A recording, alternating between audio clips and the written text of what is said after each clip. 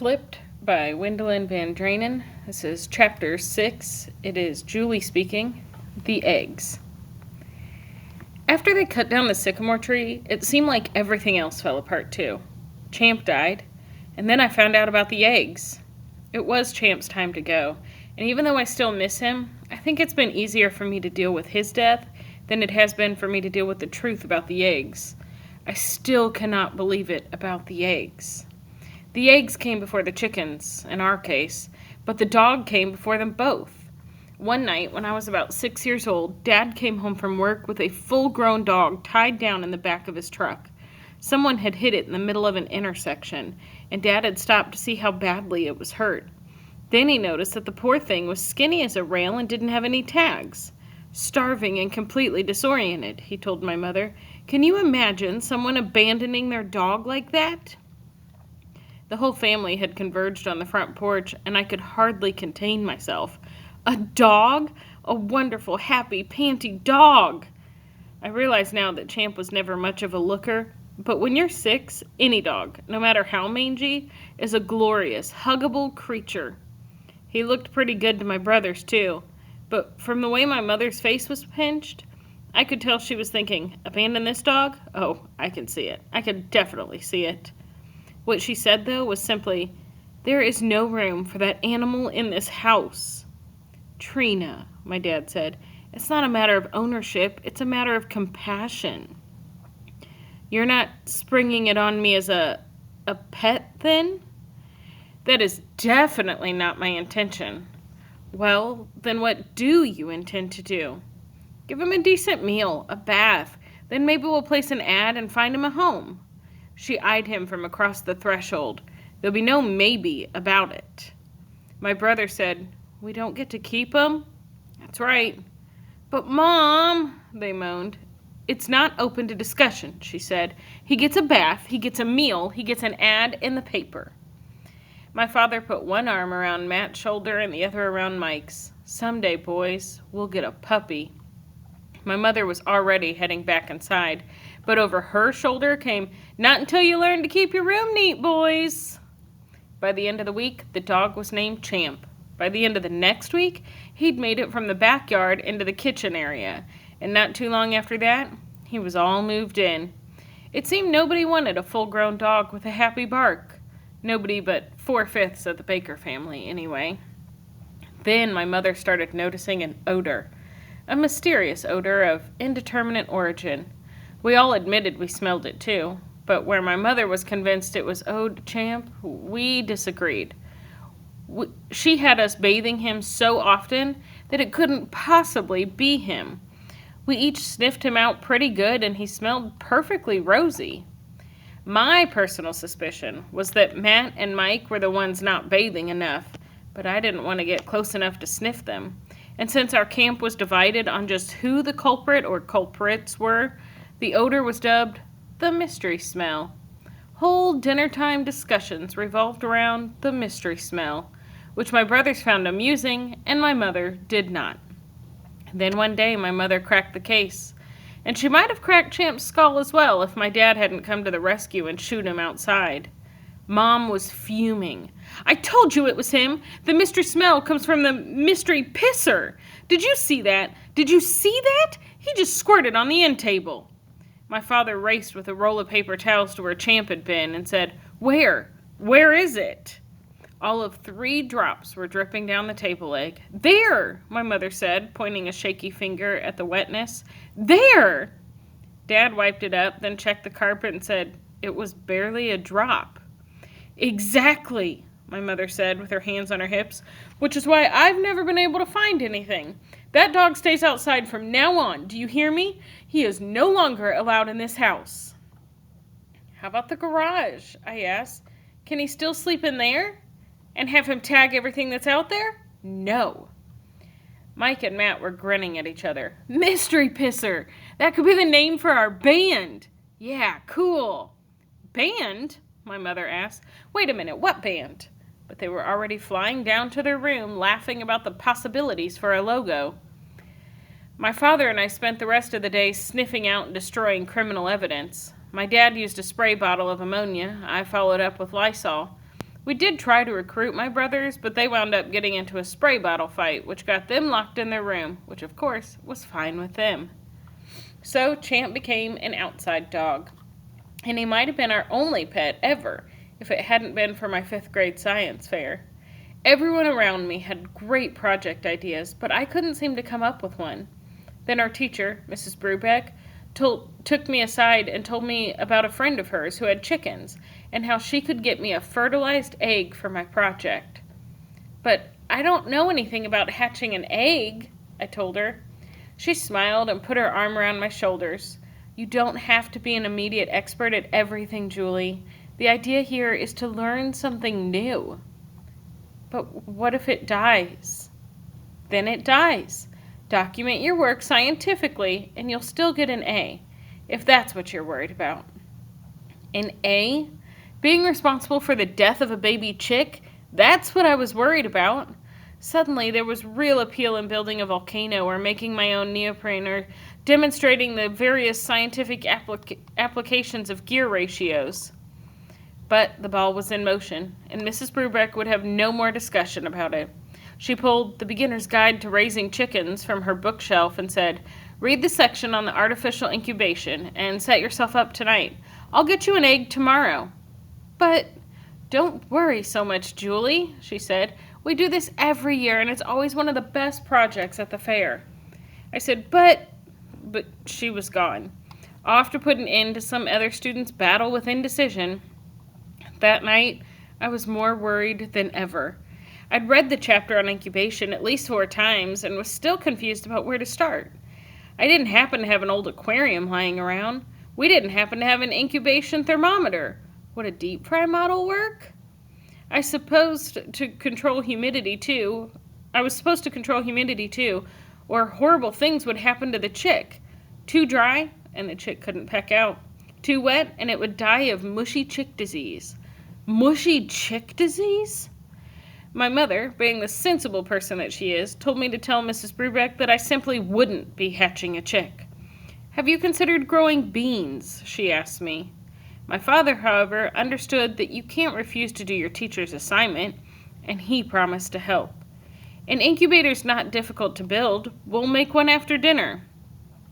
How my father knows exactly where things are in our garage is one of the wonders of the universe. How he knew about incubators, however, was revealed to me while he was drilling a 1-inch hole in an old scrap of plexiglass. "I raised a duck from an egg when I was in high school," he grinned at me. "Science fair project." "A duck?" "Yes, but the principle's the same for all poultry. Keep the temperature constant and the humidity right, turn the egg several times a day, and in a few weeks you'll have yourself a little peeper." He handed me a light bulb and an extension cord with a socket attached. "Fasten this through the hole in the plexiglass. I'll find some thermometers." "Some? We need more than one?" "We have to make you a hydrometer." "A hydrometer?" "To check the humidity inside the incubator. It's just a thermometer with a wet gauze around the bulb." I smiled. "So no mushy chick disease?" He smiled back. "Precisely." By the next afternoon, I had not 1, but 6 chicken eggs incubating at a cozy 102 degrees Fahrenheit. "They don't all make it, Julie," Mrs. Brubeck told me. "Hope for 1. The record's 3. The grade's in the documentation. Be a scientist. Good luck." And with that, she was off. Documentation? Of what? I had to turn the eggs 3 times a day and regulate the temperature and humidity. But aside from that, what was there to do? That night my father came out to the garage with a cardboard tube and a flashlight. He taped the 2 together so that the light beam was forced straight out the tube. "Let me show you how to candle an egg," he said, and switched off the garage light. I'd seen a section on candling eggs in Mrs. Brubeck's book, but I hadn't really read it yet. "Why do they call it that?" I asked him, "and why do you do it?" "People used candles to do this before they had incandescent lighting." He held an egg up to the cardboard tube. "The light lets you see through the shell so you can watch the embryo develop. Then you can cull the weak ones if necessary." "Kill them?" "Cull them. Remove the ones that don't develop properly."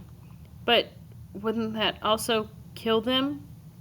He looked at me. "Leaving an egg you should cull might have disastrous results on the healthy ones." Why? Wouldn't it just not hatch? He went back to lighting up the egg. It might explode and contaminate the other eggs with bacteria. Explode? Between mushy chick disease, exploding eggs, and culling, this project was turning out to be the worst. Then my father said, "Look here, Juliana, you can see the embryo." He held the flashlight and egg out so I could see. I looked inside and he said, "See the dark spot there, in the middle, with all the veins leading to it? That thing that looks like a bean? That's it." Suddenly, it felt real. This egg was alive. I quickly checked the rest of the group. There was a little bean babies in all of them. Surely they had to live. Surely they would all make it. "Dad, can I take the incubator inside? It might get too cold out here at night, don't you think?" I was going to suggest the same thing. "Why don't you prop open the door? I'll carry it for you." For the next 2 weeks, I was completely consumed with the growing of chicks. I labeled the eggs A, B, C, D, E, and F. But before long, they had names, too. Abby, Bonnie, Clyde, Dexter, Eunice, and Florence. Every day I weighed them, candled them, and turned them. I even thought it might be good for them to hear some clucking, so for a while I did that too. But clucking is tiring. It was much easier to hum around my quiet little flock, so I did that instead. Soon I was humming without even thinking about it, because when I was around my eggs, I was happy. I read The Beginner's Guide to Raising Chickens cover to cover twice. For my project, I drew diagrams of the various stages of an embryo's development.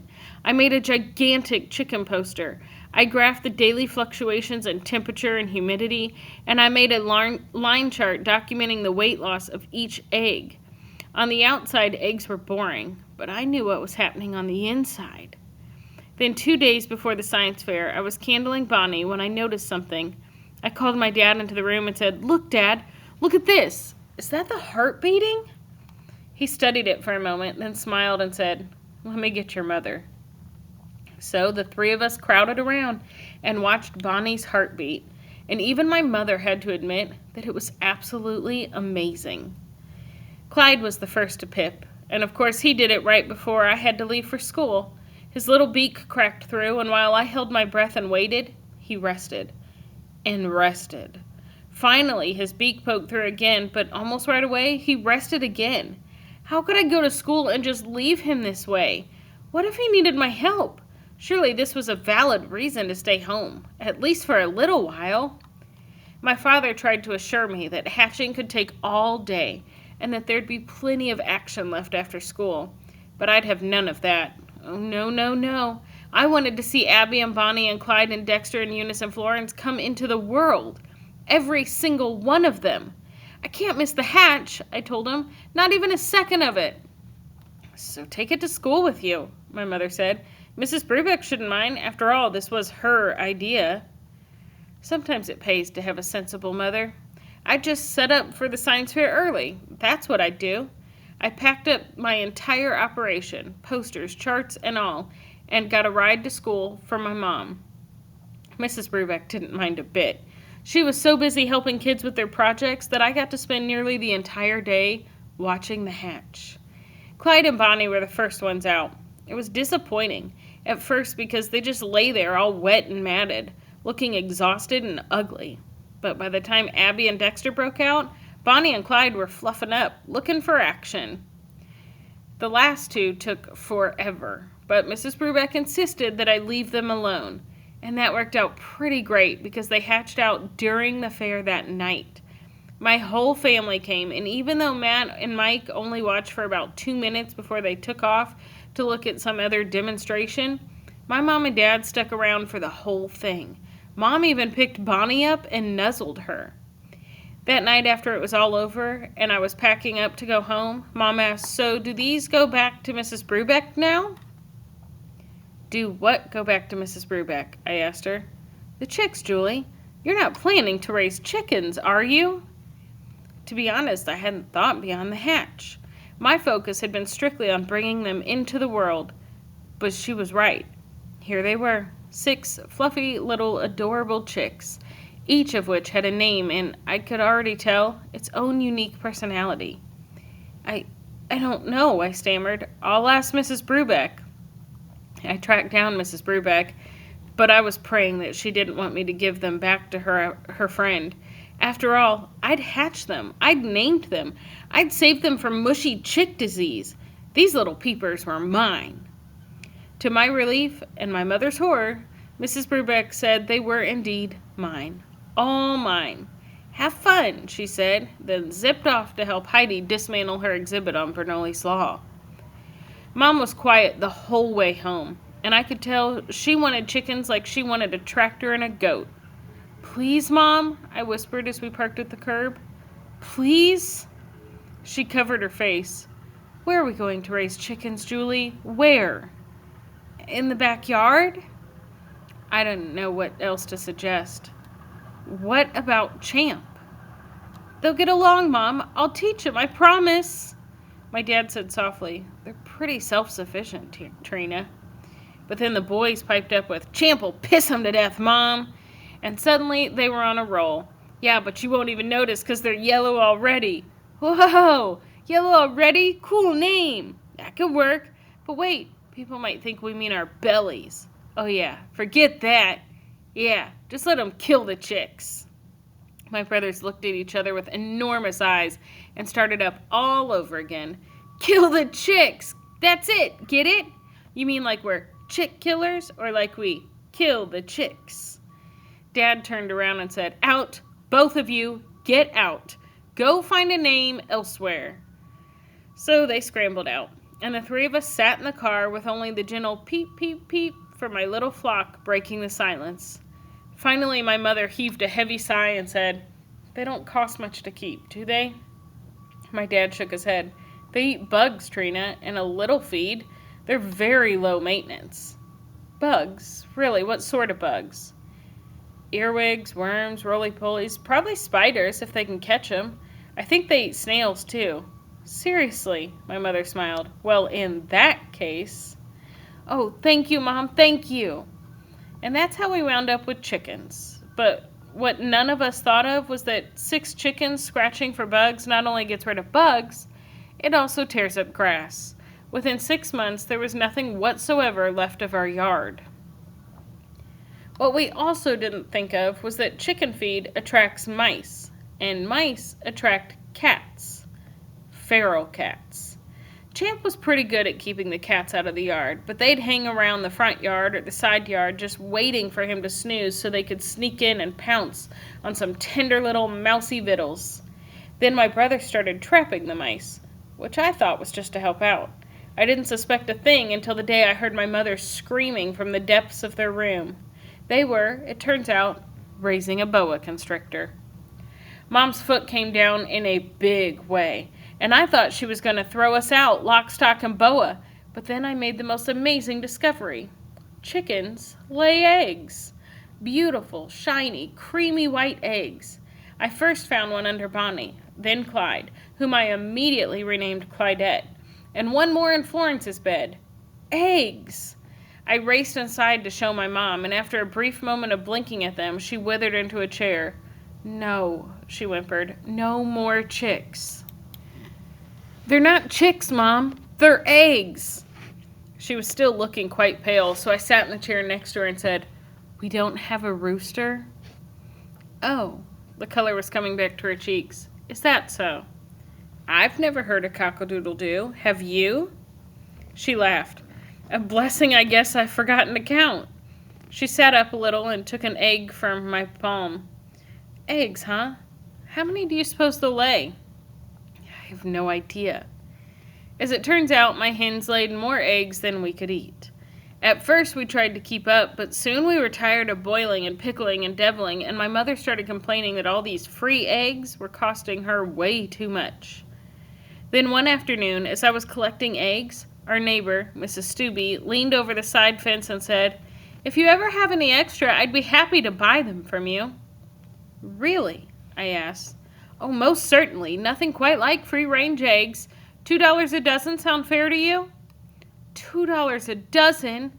I laughed and said, Sure. Okay, then. Whenever you have some extras, just bring 'em over. Mrs. Helms and I got to discussing it last night on the phone. But I asked you first, so make sure you offer 'em up to me before her. Okay, Julie?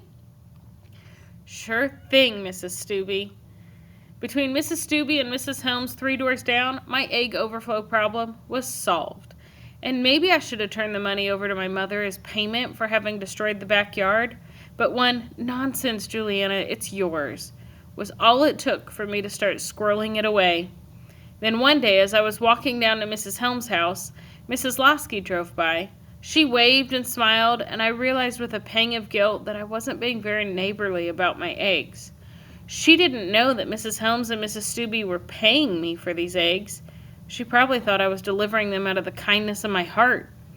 And maybe I should have been giving the eggs away, but I'd never had a steady income before. Allowance at our house is a hit or miss sort of thing. Usually a miss.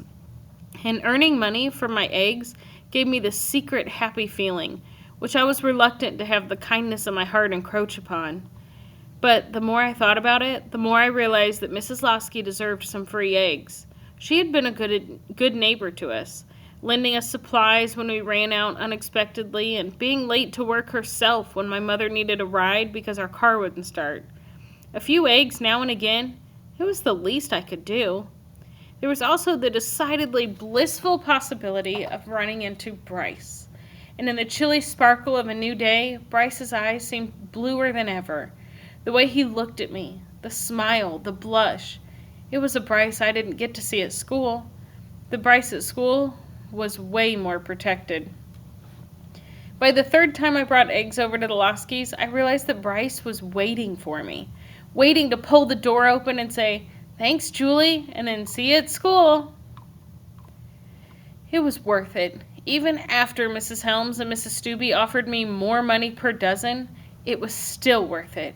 So through the rest of 6th grade, through all of 7th grade, and most of 8th, I delivered eggs to the Loskys. The very best, shiniest eggs went straight to the Loskys. And in return, I got a few moments alone with the world's most dazzling eyes.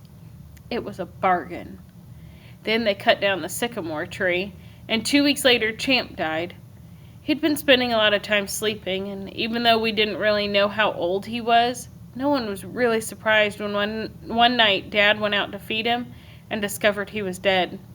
We buried him in the backyard, and my brothers put up a cross that reads, "Here lies the mystery pisser, P.I.P."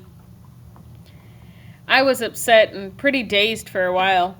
It was raining a lot, and I was riding my bike to school to avoid having to take the bus, and each day when I'd get home, I'd retreat to my room, lose myself in a novel, and simply forget about collecting eggs. Mrs. Stubbe was the one who got me back on schedule.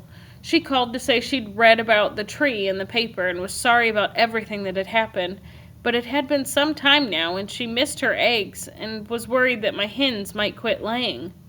Distress can push a bird straight into molting, and we wouldn't want that. Feathers everywhere and not an egg in sight. I'm quite allergic to the feathers myself, or I'd probably have a flock of my own. But never you mind. You just bring 'em over when you're up to it. Alls I wanted was to check in and let you know how sorry I was about your tree. And your dog, too. Your mother mentioned he passed away. So I got back to work. I cleared away the eggs I'd neglected and got back into my routine of collecting and cleaning. And one morning, when I'd had enough, I made the rounds. First Mrs. Stubbe, then Mrs. Helms, and finally the Loskys. And as I stood at the Loskys' threshold, it occurred to me that I hadn't seen Bryce in the longest time. Sure, we'd both been at school, but I'd been so preoccupied with other things that I hadn't really seen him. My heart started beating faster, and when the door whooshed open and his blue eyes looked right at me, it took everything I had just to say, "Here."